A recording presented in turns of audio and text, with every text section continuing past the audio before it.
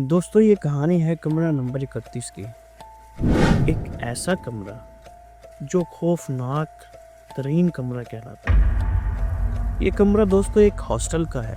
ہر senior آنے والا اپنے جونیئر کو یہی پیغام دیتا تھا، کسی بھی کمرے میں چلے جانا لیکن کمرہ نمبر 31 میں بالکل نہ جانا۔ آخر ایسا کیوں تھا؟ ایک بار ایسا ہوا کہ ایک لڑکا آیا اور اسے کمرہ نمبر 31 مل گیا۔ اس کے سینئرز نے بہت سمجھایا کہ اس کمرے کے اندر جانا بے وقوفی ہوگی، مگر اس نے کسی کی نہ سنی۔ اس نے کہا کہ یہ جن بھوت سب فضول کہانی ہے، من گھڑت کہانی ہے، ان پر کوئی یقین نہیں کرتا۔ مجھے بھی یقین نہیں ہے۔ دوستوں وہ کمرہ نمبر 31 میں شفٹ ہو گیا۔ 3 دن کے بعد اس کمرے میں سے اس کی لاش ملی۔ ایسا اس کے ساتھ کیا ہوا؟ اس ویڈیو کو آخر تک آپ ضرور دیکھیے گا۔ اس کمرے کا راز کیا ہے؟ اور ایسی ہی مسٹیریس ہارر اور ہنٹنگ سٹوریز دیکھنے کے لیے دیکھتے رہیے میرا چینل دا ہارر سیکرٹس۔ لائک کریں، سبسکرائب کریں اور شیئر کریں، اور بیل آئیکن کو ضرور دبا دیں تاکہ ہماری ہر آنے والی نئی ویڈیوز کا نوٹیفیکیشن آپ کو ملتا رہے۔ دوستو یہ کہانی ہے ایک جونیئر لڑکی کی جس کا نام تھا محمد فراز۔ بہت ذہین طالب علم تھا۔ جیسے ہی وہ اس ہاسٹل میں رہنے کے لیے آیا، اسے کمرہ نمبر 31 الاٹ کیا گیا۔ چونکہ اس ہاسٹل میں سارے کمرے مکمل ہو چکے تھے، اس کے سینئرز اسے ڈرا رہے تھے۔ ریگنگ جیسے ہوتی ہے کہ اس کمرے میں جانا خطرے سے خالی نہیں ہے۔ جیسے ہی جونیئرز آیا کرتے تھے، سینئرز ہمیشہ جونیئرز کو یہی کہتے تھے کمرہ نمبر 31 میں نہ جانا۔ فراز کو جیسے ہی کمرہ نمبر 31 الاٹ ہوا تو سینئرز نے اس کو بلایا اور اسے بہت سمجھانے کی کوشش کی کہ اپنا کمرہ تبدیل کر لے، مگر فراز نہ مانا۔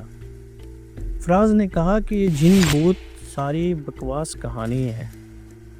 فراز ایک ذہین طالب علم تھا، اس نے کسی کی نہ سنی اور کمرہ نمبر 31 میں شفٹ ہو گیا۔ دوستو فراز کی آپ بیتی فراز ہی جانتا ہے، ہم صرف اندازہ ہی لگا سکتے ہیں۔ وہاں کے وارڈن کا کہنا تھا کہ اکثر رات کو اس کمرے میں سے چیخوں کی آوازیں سنائی دیتی تھی، دروازوں کا خود بخود کھلنا، وہاں سے سرگوشیاں آنا۔ دوستو فراز نے پہلی رات سکون کی گزاری۔ پہلی رات اسے کچھ محسوس نہ ہوا۔ پہلی رات گزارنے کے بعد اس نے اپنے سینئرز کو بتایا کہ میرے ساتھ تو کچھ بھی نہیں ہوا، تم لوگ اپنے جونیئرز کو ایسے ہی ڈراتے تھے۔ سینئرز بھی پریشان تھے کہ اس کے ساتھ ایسا کچھ بھی نہ ہوا، اور ہم جو کہانیاں وہاں کی سنتے تھے کوئی بھی اسٹوڈنٹ ایک رات سے زیادہ وہاں رہ نہ سکا۔ یا تو وہ پاگل ہو گیا یا اس کے ساتھ کچھ نہ کچھ ایسا واقعہ ہو جاتا تھا کہ وہ اس ہاسٹل کے اس روم سے نکل جاتا تھا۔ لیکن فراز کے ساتھ ایسا کچھ بھی نہ ہوا۔ ہو سکتا ہے یہ اس کہانی کی شروعات ہو، اس خطرناک کہانی کی جو ہر کسی کے ساتھ نہیں ہوتی۔ دوستو اگلی ہی رات جیسے ہی فراز اپنے کمرے میں گیا، کمرے کے اندر جاتے ہی اسے ایک عجیب سی خاموشی محسوس ہوئی اور اس کے جسم میں سنسنی لہر دوڑ گئی، جیسے ایک کرنٹ سا اس کے جسم میں آ گیا ہو۔ مگر اس نے اس بات پر غور نہ کیا۔ جیسے اس نے دروازہ بند کیا، اس کے جسم میں عجیب سا وزن محسوس ہوا، کاندھے اس کے بھاری ہونے لگ گئے۔ وہ سونے کے لیے گیا تو اس کے کانوں میں ایک سرگوشی آئی، تم یہاں کیوں آئے ہو؟ یہ میرا کمرہ ہے، یہاں کوئی نہیں رہ سکتا۔ فراز نے اس خاموشی پر کوئی دھیان نہ دیا۔ اس نے سوچا کہ شاید یہ اس کا وہم ہو، اور وہ سونے کے لیے ابھی لیٹا ہی تھا، اچانک دروازہ خود بخود کھل گیا۔ فراز اٹھا، اس نے دیکھا کہ باہر کوئی بھی موجود نہ تھا۔ فراز کے ذہن میں یہ تھا کہ شاید جو سینئرز تھے وہ اس کے ساتھ شرارت کر رہے ہیں۔ ہو سکتا ہے یہ ان سینئرز کا پلان ہو کہ وہ کسی طریقے سے اس کمرے سے بھاگ جائے۔ فراز کے ساتھ یہ حقیقت ہو رہی تھی۔ فراز بہت پریشان تھا کہ میرے ساتھ ایسا کیوں ہو رہا ہے۔ دوستو فراز نے سوچا کہ یہ سب سینئرز کی شرارت ہے۔ اس نے ان باتوں پر غور نہ دیا، اس نے دروازہ دوبارہ بند کیا اور لیٹ گیا۔ دوستو وہ سو تو گیا۔ جیسے ہی وہ اٹھا، اگلے دن اس نے وارڈن کو سب باتیں بتائی۔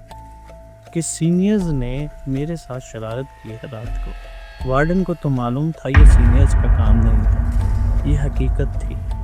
وارڈن نے فراز کو سمجھانے کی کوشش کی کہ بیٹا یہ سینئرز کا کام نہیں ہے، یہ حقیقت ہے، لیکن فراز نے یہ کہتے ہوئے وارڈن کی بات ٹال دی کہ میں ان باتوں کا یقین نہیں کرتا، مجھے ان باتوں پر یقین نہیں ہے۔ وہ اپنے سینئرز کے پاس گیا اور انہیں سمجھانے کی کوشش کی کہ تم جو حرکتیں کر رہے ہو یہ بے بنیاد ہیں، مجھے ان سے کوئی فرق نہیں پڑتا۔ سینئرز نے اسے پھر سمجھانے کی کوشش کی کہ یہ کام ہمارا نہیں ہے۔ دوستو فراز جو تھا نا وہ بہت زیادہ ڈھیٹ انسان تھا، وہ اپنے ارادے پر پختہ تھا۔ ہوتا ہے کئی لوگ ایسے ہوتے ہیں جو اپنے ارادوں پر پختہ ہوتے ہیں، بعض اوقات وہ صحیح ہو جاتے ہیں، بعض اوقات غلط ہوتے ہیں، لیکن اس معاملے میں فراز غلط تھا۔ دوستو تیسری رات اس کے لیے ایسی خوفناک رات تھی۔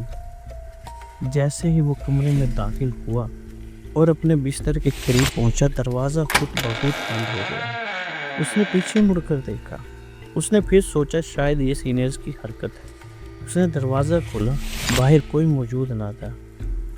دروازے کو کنڈی لگائی اور جیسے ہی وہ واپس اپنے بستر کی طرف جانے لگا، سامنے دیوار پر ایک سایہ نمودار ہوا۔